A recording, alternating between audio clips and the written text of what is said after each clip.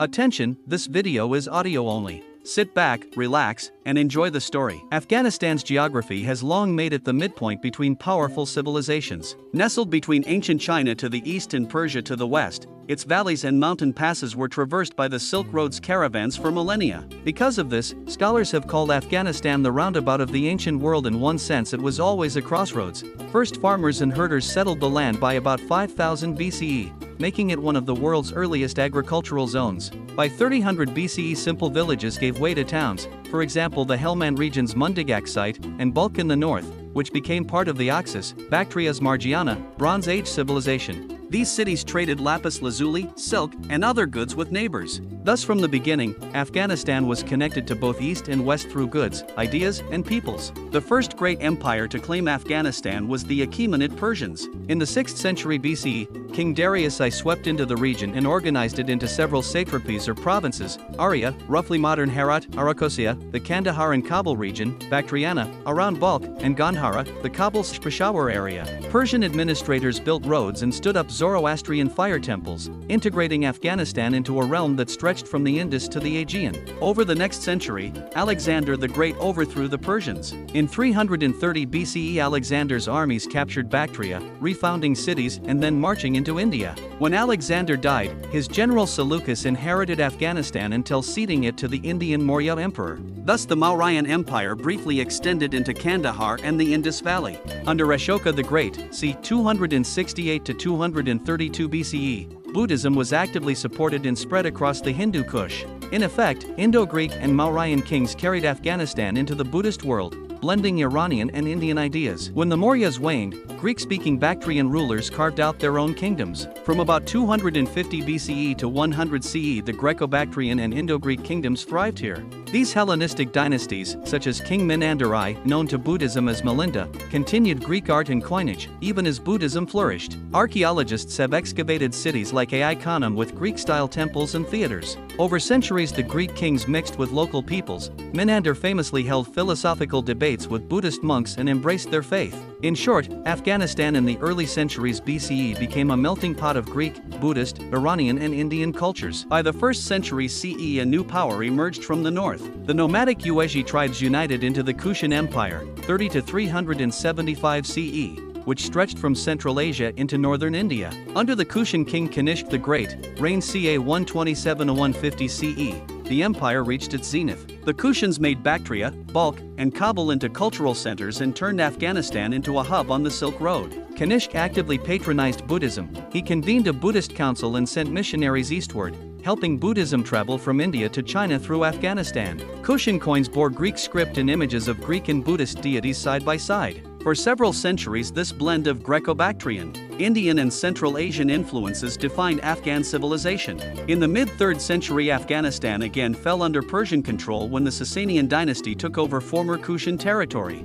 But by the 5th century, new invaders arrived, the Hephthalite or White Hun tribes. In 484 CE, the Hephthalites defeated the Persian king Paras in battle near Herat, ravaging cities throughout the region. Afghan lands were briefly ruled by these nomads until the Sasanians and their Turkic allies pushed them back by about 560 CE. Regardless, these invasions meant that by the late antique period Afghanistan had been shaped by Indian, Greek and Persian hands, and next it was to encounter the armies of Islam. In the 7th century, the Muslim conquests reached Afghanistan. After overthrowing the Sasanian Empire in Persia, Arab armies moved east. By 652 CE, the Rashidun caliphs had captured Herat, and over the next centuries they gradually subjugated the Kabul and Kandahar regions. Local dynasties adopted Islam, often surviving as governors under distant caliphs or emerging as semi-independent sultans. By the 10th and 11th centuries, nearly the whole population had converted, with Islamic law and learning spreading. One historian notes that Islam was generally accepted as a replacement for the earlier Zoroastrian and Buddhist faiths. Importantly, in 977 a former Turkic slave named Sebuktigin seized Ghazni and founded the Ghaznavid dynasty. His son Mahmud of Ghazni, r. 998 to 1030, transformed Ghazni into a glittering capital, Mahmud's armies created an empire stretching from the Oxus to the Indus and the Indian Ocean. He launched annual raids into India, brought back immense wealth, and made Ghazni a center of Persian literature and Islamic learning. The great epic Shahnameh was completed there. Under the Ghaznavids, Afghanistan became a key frontier of the Muslim world, the place where Islam, Central Asia, and South Asia all met. By the 12th century, new Afghan powers arose from the mountains. The Ghurids of central Afghanistan, the Ghor region, fought the Ghaznavids and by 1149 had sacked Ghazni. Two brothers, Ghayath al-Din and Muaz al-Din, Muhammad of Ghor, then took over Ghazni in 1173 and led a short-lived but vast empire. By 1200 AD, the Ghurids controlled most of Afghanistan and eastern Iran, even challenging the Khwarezmian rulers to the north. Meanwhile, their general Qutb-al-Din Aibak overran much of northern India, laying foundations for later sultanates. The Ghurid era was one of great expansion and architectural patronage. Many of Afghanistan's oldest mosques and madrasas date from this time. But it proved brief.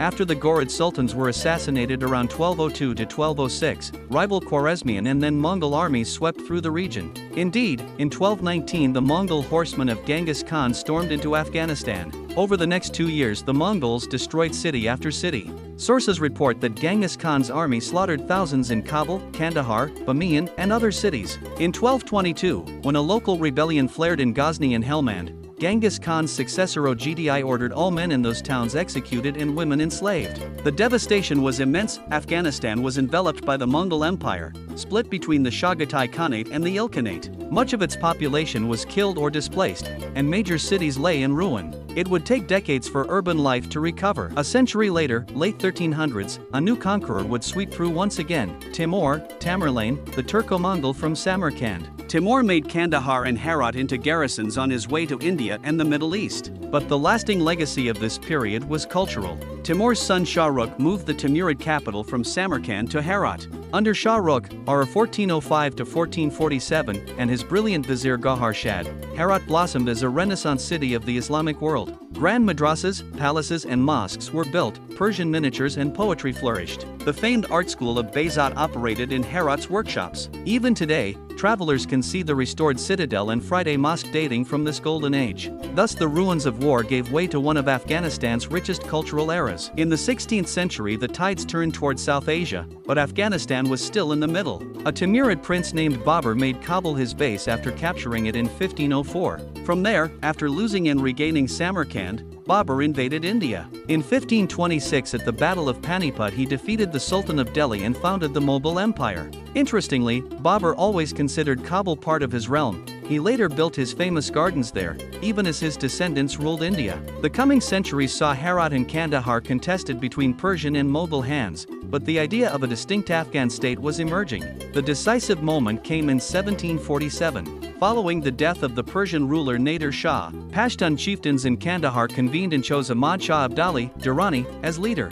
Shortly after, Ahmad Shah captured Kandahar, Ghazni, Kabul and Peshawar. He united the Afghan tribes under his Durrani dynasty and pushed his army as far as the Oxus, Amu Darya, in the north and the Indus in the east. The British and Russians later called this the First Afghan Empire. With its center in Kandahar and then Kabul, the Durrani state is considered by many the foundation of the modern nation of Afghanistan. Ahmad Shah and his successors, like Timur Shah, ruled a multicultural realm of Pashtun, Tajiks, Uzbeks, and others. But after Ahmad Shah's death, the empire fragmented into rival Afghan principalities, Herat, Kabul, Kandahar, etc., and lost some conquered lands in India. In the 19th century, Afghanistan was caught in the great game between Britain and Tsarist Russia. To the British in India, Afghanistan was a buffer against Russian expansion. They intervened in 3 major wars. The First Anglo-Afghan War, 1839 to 1842, ended disastrously for Britain, the retreat from Kabul, but the Second War, 1878 to 1880, gave the British control of Afghan foreign affairs through the century.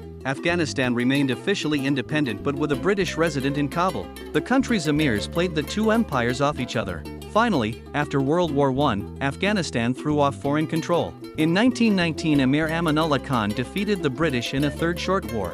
By the Treaty of Rawalpindi, August 1919, Afghanistan's borders were recognized and it became a fully sovereign kingdom. In 1926, Amanullah proclaimed Afghanistan a monarchy, the Kingdom of Afghanistan, and undertook social reforms. His successor Zahir Shah continued modernization in the 1940s, 60s. This half-century saw schools built, roads laid, and women's education begun. Still, most Afghans remained rural, and tribal loyalties ran deep.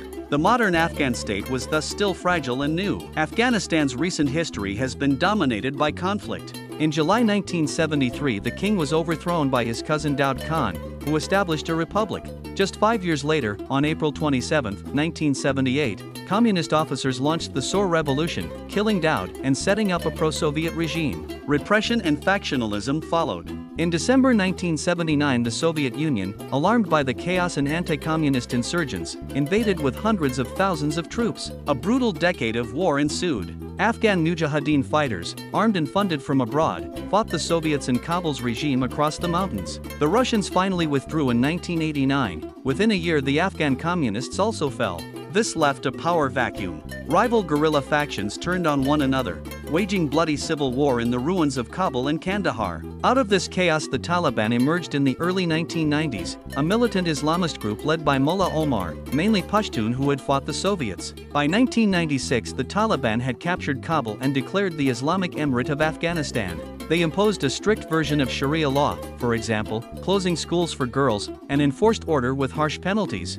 The Taliban regime was recognized by almost no one internationally. Meanwhile, the Northern Alliance, a coalition of Tajik, Hazara, and Uzbek leaders, held pockets of resistance in the northeast. After the September 11, 2001 attacks on the United States, a US-led coalition invaded Afghanistan to topple the Taliban for harboring al-Qaeda terrorists. The Taliban government fell quickly, and Hamid Karzai became leader of a new Islamic republic. For the next 20 years, Afghanistan received massive international aid and military assistance. Elections were held, and infrastructure, schools, roads, media, expanded. But insecurity remained high. Taliban insurgents fought on, especially in the south and east, and al-Qaeda and ISIS affiliates appeared. Corruption and civil strife also plagued the Kabul government. In August 2021, the United States withdrew its forces under President Biden's plan. Almost overnight, the Taliban swept through the country again. On August 15, 2021, they entered Kabul with little resistance. The republic fell. The Taliban announced the re-establishment of the Islamic Emirate of Afghanistan. This marked the formal end of the 20-year U.S. war. The world watched as the group that had first ruled in the 1990s took control of all provinces. Afghanistan today faces a complex situation. The Taliban's rule is not recognized by most of the international community.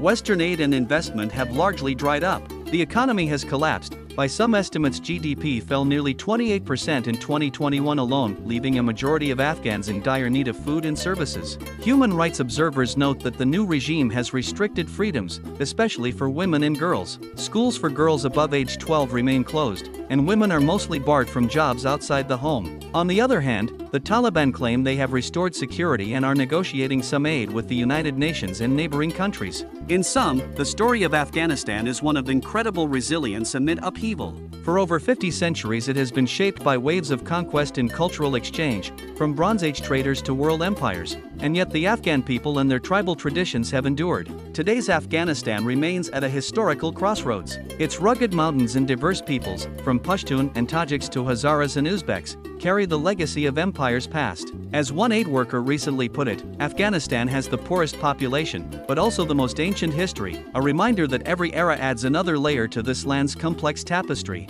The future is uncertain, but the country's ancient horizons have seen change before. For now, Afghanistan stands in silence, waiting for the next chapter in its journey.